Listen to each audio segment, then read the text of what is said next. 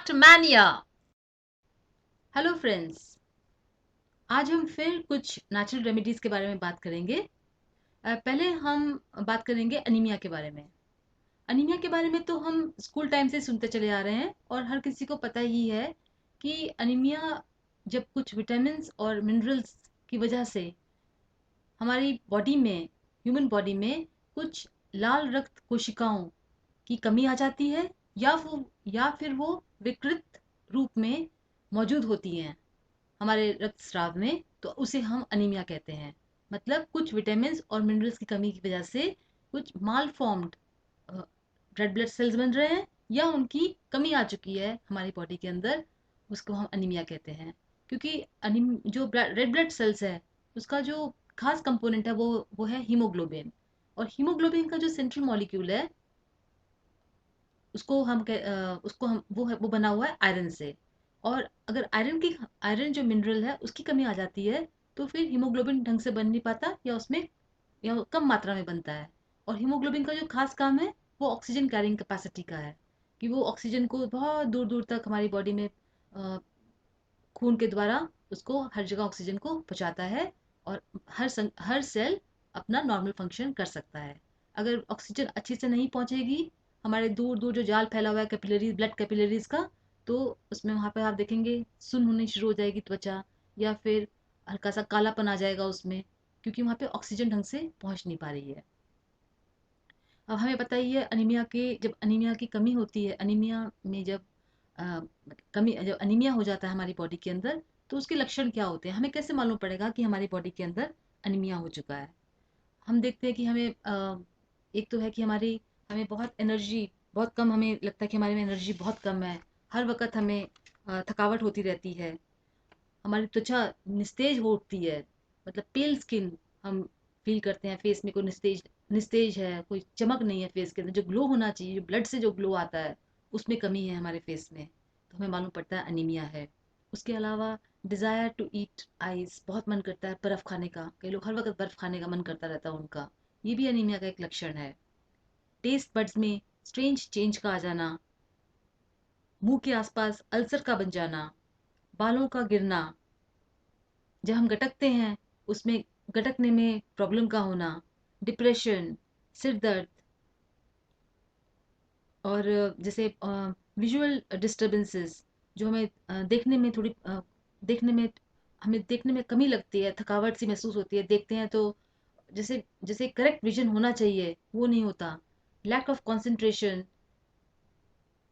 Thinking में कमी आना, और जो कॉग्निटिव एबिलिटीज हैं उनके अंदर कमी आना, ये सब। और हर वक्त थकावट, ये तो उसका खास लक्षण है ही, थकावट, थके थके रहना, एनर्जी की कमी महसूस होना, ये सब एक अनीमिया के कुछ लक्षण हैं। और इनकी कमी कैसे पूरी होती है?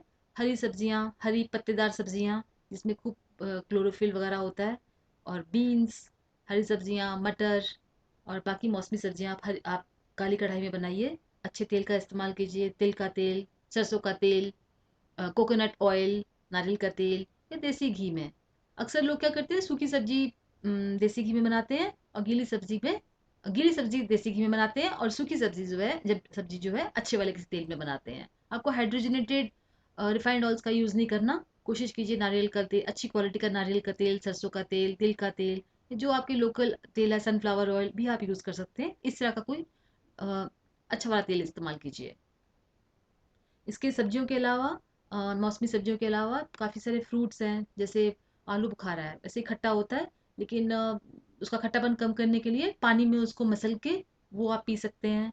फालसा बहुत अच्छा होता है, फालसा जो कि बहुत जल्दी फिस जाता है, तो उसको भी पानी में आप मसल के पीजिए, बहुत अच्छा है। फालसा, आलू बुखारा, खुबानी, खजूर, अंजीर, और जो अनार का रस, एप्पल, सेब, और अ, और ये सब चीज़ें हैं, शहतूत, ये सब चीज़ें बहुत, एक्चुअली सब में ही होता है, थोड़ी थोड़ी क्वांटिटी में हर चीज़ होती है।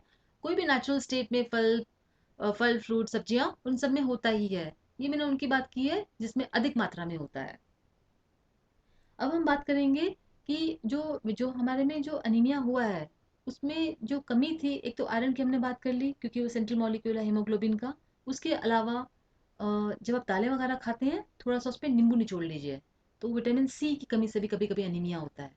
और थोड़ा विटामिन सी डालने से डाइजेशन में भी आसानी हो जाती है। नींबू डाल के दालें वगैरह खाइए। टमाटर वगैरह में, सलाद वगैरह में टमाटर होता है, उससे भरपाई होती है।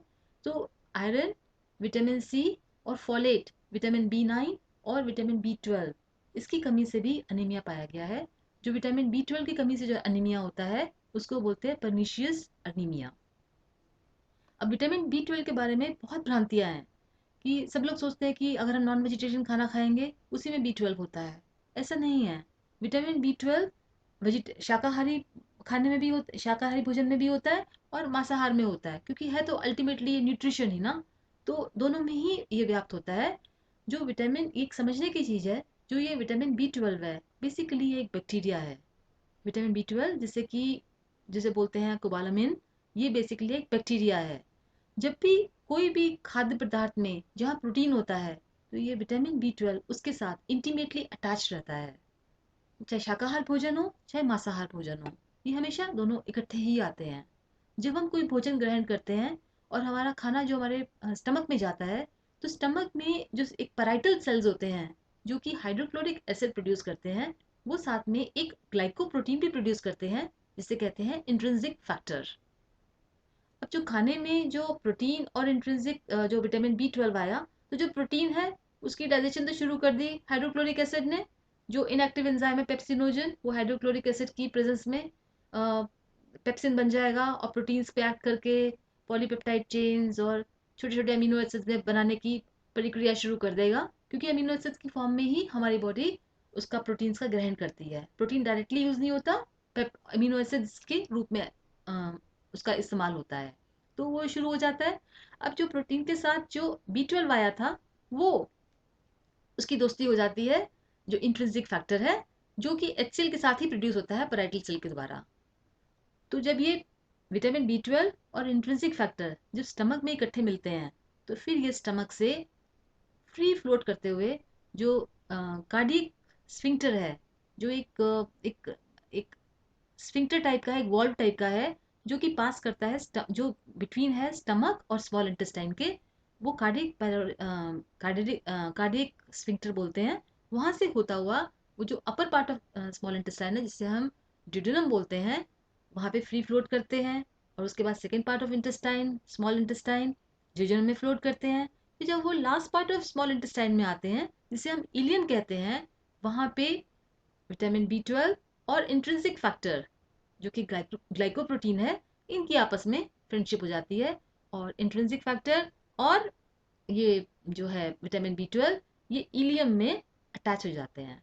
और जब ये अटैच हो जाते हैं, उसके बाद ये इंटीरियो हेपेटिक सर्कुलेशन के द्वारा लिवर में जाते हैं, जहाँ पे फिर ये उस होते होते इसकी सर्कुलेशन होती है और वो डिफरेंट पार्ट ऑफ बॉडी में जहाँ उसकी ज़रूरत होती है, वहाँ पे B12 पहुँचाया जाता है। इसलिए आइडली देखा जाए तो B12 की डेफिशिएंसी कभी भी नहीं होती है हमारी बॉडी के अंदर, क्योंकि ये हर वक्त बॉडी में सर्कुलेट करता रहता है। अगर आप अपना ठीक से खान पान, नेचुरल फूड और एक करेक्ट लाइफस्टाइल रखेंगे, तो आप में B12 की कमी कभी भी नहीं होगी। B12 अधिक मात्रा में कहाँ होता है? रेन वाटर के अंदर होता है। इसलिए रेन वाटर को आप यूज़ कीजिए, पीने में यूज़ कर सकते हैं। जब वो अ, पेड़ों पौधों के ऊपर पड़ता है, तो विटामिन B12 सॉइल के अंदर आ जाता है। और जो organically grown fruits and vegetables हैं, जो फार्म प्रोड्यूस है, जिस पे कोई आर्टिफिशियल फर्टिलाइजर्स और फर्टिलाइजर स्प्रिंकल नहीं हुई हैं, chemical fertilisers, super phosphate, NKP वगैरह नहीं डाले गए हैं, उनमें विटामिन B12 रहता ही रहता है। तो इसलिए इररिस्पेक्टिव कि वो वेजिटेरियन फूड है या नॉन वेज फूड है, कोई भी फर्क नहीं पड़ता है। अब अब ये फिर कमी क्यों महसूस होती है? क्यों लोग कहते हैं कि विटामिन B12 की कमी आ गई है, पर्नीशियस अनीमिया हो गया है? उसका कारण क्या है? क्योंकि हम केमिकली स्प्रेड खाने खाते हैं, वेजिटेबल्स वगैरह लेते हैं, इसकी वजह से।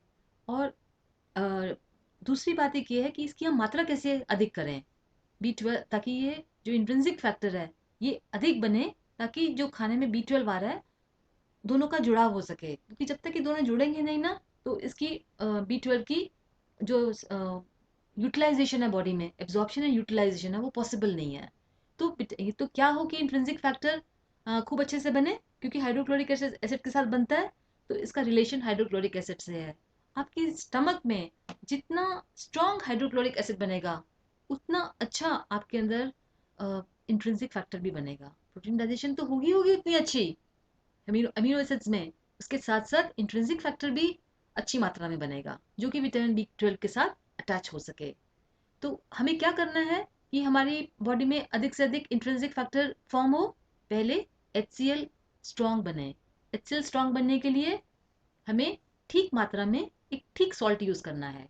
ठीक सॉल्ट कौन सा? जो अनप्रोसेस्ड सॉल्ट होता है, सेंधा नमक, सेल्टिक सॉल्ट, सी सॉल्ट, जो अनप्रोसेस्ड है। टेबल सॉल्ट जिसमें सिर्फ NaCl होता है, सोडियम एंड क्लोराइड, सिर्फ वो नहीं होना चाहिए, दोनों होने चाहिए। सारे मतलब ये जो अनप्रोसेस्ड सॉल्ट में 92 ट्रेस मिनरल्स होते हैं, प्लस सोडियम होता है और क्लोराइड होता है। सोडियम भी बहुत ज़रूरत है हमारी बॉडी में। Third most abundantly formed mineral है हमारी बॉडी के अंदर sodium, after oxygen. After oxygen and water, सबसे अधिक मात्रा में जो हमें चाहिए होता है बॉडी के अंदर, वो हमें चाहिए होता है सोडियम, थर्ड।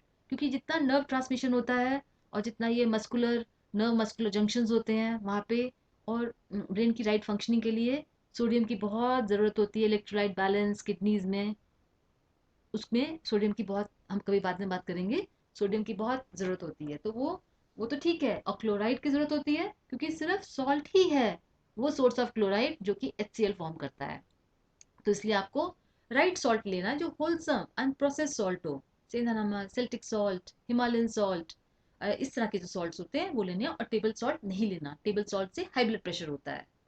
दूसरी चीज़ आपको क्या करनी है, आप कोशिश कीजिए देगी मिर्च। देगी मिर्च होती है, ज़्यादा स्ट्रांग नहीं होती है। जैसे आपने खाना बना लिया, उसके ऊपर थोड़ी सी स्प्रिंकल कर लो, तो देगी मिर्च अच्छी होती है। और देन कैनी पेपर होता है, कैनी पेपर बनता है ये बेल पेपर, जो रेड कलर की बेल पेपर होती है, कैप्सिकम, रेड रेड कैप्सिकम, उससे बनता है।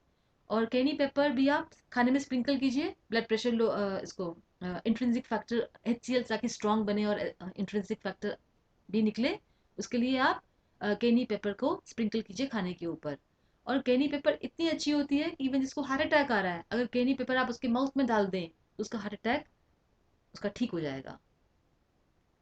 तो ये कुछ चीज़ें हैं इंट्रिंसिक फैक्टर को स्ट्रांग बनाने की, क्योंकि जितना स्ट्रांग इंट्रिंसिक फैक्टर होगा तो विटामिन B12 कमी आपकी बॉडी में महसूस नहीं होगी। दूसरी बात एक ये है, हमने बात जैसे की है ग्रीन लीफी वेजिटेबल्स और मौसमी खाना पीना, और मौसमी सब्जियां, मौसमी फल फ्रूट, और ये फिग्स, खुमानी, खजूर, सेसमे सीड्स, और नेचुरल फूड जो अकरिंग है, जिसपे छिड़काव नहीं हो रखा दवाइयों का, उसका अधिक से इस्तेमाल करो। आपका विटामिन B12 कभी नष्ट नहीं होगा। और स्ट्रॉन्ग HCl रखो स्टमक में। तो ये हैं कुछ तरीके जिससे कि हम विटामिन B12 की कमी पूरी कर सकते हैं, इररिस्पेक्टिव आप वेज फूड खाओ चाहे ना खाओ। सेकेंड हम बात कर रहे हैं, और एक बात और है कि जो खाना प्रोसेस्ड ज़्यादा नहीं होना चाहिए। टिन्ड फूड नहीं होना चाहिए। डिब्बों में जो भी खाने बंद होते हैं उसमें प्रिजर्वेटिव से पड़े ही होते हैं, उसको भी अवॉइड कीजिए। नेचुरल अकरिंग फ्रेश फ्रूट, ताज़ा खाना बना के ताज़ा खाना खाया जाए। हर वक्त रिफाइंड फूड नहीं खाना है। और जो आटे भी हैं वो भी अलग अलग किस्म के, जैसे हम अक्सर बात करते हैं, जैसे ज्वार का आटा, बाजरे का आटा, मक्की का आटा, और इस तरह के जो आटे हैं, रागी, ये सब उसका मांडुआ, ये सब आटों का इस्तेमाल अधिक से अधिक। और जो देसी गेहूँ है वो यूज़ कीजिए। देसी गेहूँ ऐड कर लो। देसी गेहूँ के साथ चने का आटा मिला लीजिए, और थोड़ा सा जो मस्टर्ड सीड्स का जो पाउडर होता है, वो भी मेथरे होते हैं, जो मेथरों का पाउडर बना के वो थोड़ा आटे में ऐड कर लो उसकी क्वालिटी बढ़ाने के लिए। तो इस तरीके से विटामिन B12 की कमी कभी भी नहीं होगी, क्योंकि वो नेचुरल है, इट्स बैक्टीरिया। सेकेंड हम बात करेंगे नाइट्रोजन ऑक्साइड के बारे में। नाइट्रोजन ऑक्साइड की डिस्कवरी, ये तो होता तो हुई है हमारी बॉडी में, लेकिन इसके लिए नोबेल प्राइज मिला था, एक साइंटिस्ट थे नील एडम्स नाम के। 1999 में उनको नोबेल प्राइज मिला था इसके लिए। ये जो हमारी हलक होती है, जैसे हम खाना गटकते हैं, ऐसे गटकते हैं, तो ये नाइट्रोजन ऑक्साइड वहाँ बनती है। उसके अलावा जो हेल्दी आर्टरीज होती हैं, उसकी जो इनरमोस्ट लाइनिंग है, जिसे हम बोलते हैं एंडोथेलियल सेल्स, वो भी नाइट्रोजन ऑक्साइड प्रोड्यूस करती हैं। और नाइट्रोजन ऑक्साइड क्या करता है, एक लयबद्ध तरीके से जो एक विस्तार और अनुबंध means rhythmic contraction and expansion, जो आर्टरीज का होता है और ब्लड फ्लो करता है, उसमें वो हेल्प करता है नाइट्रोजन ऑक्साइड। जो हैवी स्मोकिंग करते हैं या फिर जो बहुत तला हुआ खाना खाते हैं और तले हुए मीट बनाते हैं या फा करके बहुत तड़के वाला खाना ओवर कुकिंग करते रहते हैं, तो उन सब के अंदर ये जो है एंडोथेलियल लाइनिंग खराब हो जाती है, क्योंकि इसमें ट्रांस फैट्स बनते हैं। अल्कोहल कंज्यूम करते हैं हेवी स्मोकर्स के अलावा, ड्रग्स का इस्तेमाल करते हैं, तो उनमें जो ये एंडोथेलियल लाइनिंग है, ये इसमें खुरदरापन आ जाता है, मॉथ ईटन हो जाती है। जैसे जब मॉथ कपड़े को काटता है वो कैसा हो जाता है, cut cut cut cut cut, इस तरह से एंडोथेलियल लाइनिंग भी हो जाती है, उसमें होल्स आ जाते हैं।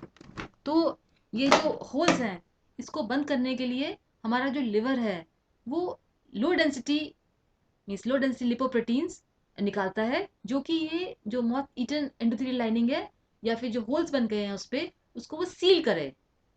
तो ये जो बेसिकली एलडीएल अच्छा है क्योंकि वो सीलिंग कर रहा है, जो ट्रांस फैट्स ने जो कटपट और वो जो होल्स बना रखे हैं उसको सीलिंग का, और लोग कहते हैं वो कोलेस्ट्रॉल, कोलेस्ट्रॉल नहीं है, वो सीलिंग कर रहा है उसके ऊपर लो डेंसिटी लिपोप्रोटीन।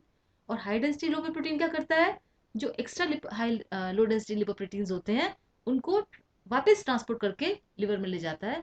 इसलिए इनकी भी कमी कभी नहीं होती हमारी बॉडी के अंदर, अगर आप अपनी बॉडी में ठीक से दिनचर्या रखें और ये स्मोकिंग, ट्रांस फैट्स, तले हुए खाने, रिफाइंड शुगर्स, रिफाइंड वीट और प्रोसेस्ड फूड्स, इसका इस्तेमाल ज़्यादा ना करें, तो कभी भी आपको कोलेस्ट्रॉल जैसी कोई प्रॉब्लम नहीं आएगी। थर्ड हम बात कर रहे हैं ब्लड प्रेशर के बारे में। ब्लड प्रेशर के बारे में ये है कि इसकी कमी होती है जब हम अधिक टेबल सॉल्ट इस्तेमाल करते हैं, सिर्फ जिसमें NaCl है, तो हमें अनप्रोसेस्ड सॉल्ट्स का यूज़ करना है। और दूसरी चीज़ ये है कि विटामिन डी की डेफिशिएंसी से भी ब्लड प्रेशर होता है, क्योंकि विटामिन डी कम से कम आपको आधे घंटे, कम से कम मीन्स आधे घंटे ही बैठना चाहिए, क्योंकि बोलते हैं ज़्यादा विटामिन डी, ज़्यादा धूप में बैठने से भी विटामिन डी नष्ट होता है। और धूप में बैठने से 1 घंटे पहले और 1 घंटे बाद आपने साबुन से ना नहाया हो, क्योंकि वो जो कोलेस्ट्रॉल होता है हमारी बॉडी के अंदर, वो उस विटामिन डी जो सूर्य की अल्ट्रावायलेट रेज, जो एक स्पेशल टाइप का कोलेस्ट्रॉल होता है, वो अल्ट्रावायलेट रेज को ग्रहण करके और उसे विटामिन डी में कन्वर्ट करता है। और विटामिन डी की कन्वर्ट की प्रेजेंस में ही जो कैल्शियम है वो हमारी बॉडी में वो एब्जॉर्ब भी होता है, यूटिलाइज भी होता है। तो अगर विटामिन डी नहीं है तो कैल्शियम की यूटिलाइजेशन और एब्जॉर्प्शन नहीं होगी। और कैल्शियम एक किंग मिनरल है, क्योंकि अगर कैल्शियम है तो सारे बाकी जो मिनरल्स हैं, magnesium, silica, boron, selenium, phosphorus, iron, zinc, जो भी आप मिनरल का नाम ले लीजिए, ट्रेस मिनरल्स, ये उसके पीठ पे सवार होके उसके पीछे पीछे चले आते हैं। तो अगर कैल्शियम की यूटिलाइजेशन अच्छी है तो बाकी मिनरल्स की भी यूटिलाइजेशन अच्छी हो रही है, और इसकी वजह से आपकी बॉडी में किसी तरह का कोई प्रेशर प्रेशर नहीं आएगा। एक हो गया। और उसके बाद एक कारण डिहाइड्रेशन भी है। जब आपकी बॉडी में आप पानी तो पी रहे हैं लेकिन वो एब्जॉर्ब नहीं कर रहा है पानी, तो इसके लिए आप क्या कर सकते हैं, जब आप सुबह के टाइम पे एक चुटकी थोड़ा सा काला नमक डाल दीजिए, क्योंकि जो वाटर के जो बॉन्ड्स होते हैं वो थोड़े लूज होते हैं, उसमें अगर एक ड्रॉप भी आप कोई चीज़ की डाल देंगे तो उसके बॉन्ड्स ब्रेक होके और उसी मेडिसिन का असर, उसी जो ड्रॉप आपने डाला जिस चीज़ का, उसका असर दिखाना शुरू करते हैं। तो तभी बोलते हैं ना होम्योपैथी में कि थोड़ी सी मात्रा में पानी में ही डालते हैं, उसको फिर डाइल्यूट करते हैं, तो बहुत उतनी ही स्ट्रांग बन जाती है वो मेडिसिन। इसे बोलते हैं signature of the medicine homeopathy में, इसी पे वर्क करती है होम्योपैथी। और होम्योपैथी एक अच्छी मेडिकेशन है, आप होम्योपैथी का भी यूज़ कर सकते हैं ब्लड प्रेशर को, कि अगर आपकी बॉडी अच्छे से एब्जॉर्ब नहीं कर रही है वाटर, या तो डिहाइड्रेशन आप हल्का सा 1 ड्रॉप ऑफ सॉल्ट से भी, थोड़ा सा जैसे सेंधा नमक डाल दिया, थोड़ा सा बिल्कुल एक चुटकी से भी कम, एक गिलास पानी में आप सिप सिप करके पानी पीजिए, एकदम पानी मत पीजिए, सिप सिप करके थोड़ा थोड़ा पानी लिया, थोड़ा थोड़ा, ताकि आपका जबान जो है ना, जीभ उसको एब्जॉर्ब करते हुए अंदर ले। जो हमारा सलाइवा है ये बहुत पावरफुल होता है, तो जब ऐसा पानी लीजिए कि सलाइवा भी हमारा अंदर जाए। अ, एक तो है ये। और इसके अलावा हमने बात कर ली विटामिन डी की डेफिशिएंसी, अनप्रोसेस्ड सॉल्ट, और लैक ऑफ एक्टिविटी। एक्टिविटी, थोड़ा एक्सरसाइज करनी बहुत ज़रूरी है, रिबॉन्डिंग, जैसे घुटने नीचे ऊपर किए, हाथ पैर ऊपर नीचे किए, घुटनों के बल बैठिए, अक्सर बैठिए घुटनों के बल, और सिंपल योगिक एक्सरसाइज करनी चाहिए। Swimming is very good, walking is very good. So these kind of exercises, corona की अच्छी चीज़ एक ये है कि लोगों ने अपने घर में काम करना शुरू किया है, जो कि बहुत अच्छी बात है। तो लैक ऑफ एक्टिविटी से भी एक जगह ही बैठे बैठे ही काम करते रहना, कंप्यूटर की स्क्रीन देखते रहना, ये सब की वजह से भी ब्लड प्रेशर बनता है। कभी कभी बाहर निकलिए, आसमान को देखिए, वॉक कीजिए हरी घास के ऊपर। इन सब चीज़ों से, नेचर के साथ रहने से, चिड़ियों की आवाज़ सुनने से और पेड़ों के नीचे बैठने से, गहरी सांस लेने से अपने आप को स्ट्रेस फ्री कीजिए। इस दुनिया में कुछ भी इतना इंपॉर्टेंट नहीं है जिसके लिए स्ट्रेस लिया जाए। ये try to be stress free, हर चीज़ सॉल्व हो जाती है। जो आज है वो कल नहीं है, जो कल था वो आज नहीं है। Everything is changing in this world. तो इसलिए थोड़ा सा relax, come in relax mode, take a holiday, simple holiday. It doesn't have to be very expensive holiday, simple holiday भी काफ़ी है। या अपने फ्रेंड्स के साथ हंसी मजाक करना, सोशल नेटवर्किंग, हंसने से एक इंसान अच्छा फील करता है। स्ट्रेस, लालच, ईर्ष्या, ये सब हमारी बॉडी को डाउन में ले जाते हैं, हमारी बॉडी परेशान हो जाती है, भाई ये क्या हो रहा है। So it produces negative reactions in the body. चौथी रेमेडी हम बात करेंगे दांतों के बारे में। दांतों के बारे में ये है कि रात को हमें खाना खाने के बाद 1 घंटे के बाद सोने से पहले हमें दांतों को अच्छे से ब्रश करना चाहिए, ताकि कोई पार्टिकल्स वगैरह ना रह जाएं दांतों के अंदर। और हो सके तो थोड़ी सी फिटकरी से लास्ट रिंस दो। ज़्यादा फिटकरी नहीं, क्योंकि फिटकरी से ड्राइंग हो जाती है। तो थोड़ी सी फिटकरी पानी में लेके 1-2 रिंजेस दे दिए, ताकि मुंह का जो है एल्कलाइन हो जाए। और ये जो बैक्टीरिया, जो एसिड फॉर्मिंग बैक्टीरिया होते हैं, एसिड फॉर्मिंग बैक्टीरिया जो कि हमारे माइक्रोब्स बहुत पसंद करते हैं दांत के अंदर और खूब कैविटीज बनाते हैं, वो सब दूर रहें। और अच्छे माइक्रोब का जो फ्लोरा है माउथ का, वो बना रहे और हमारा इनामल डिस्ट्रॉय ना हो।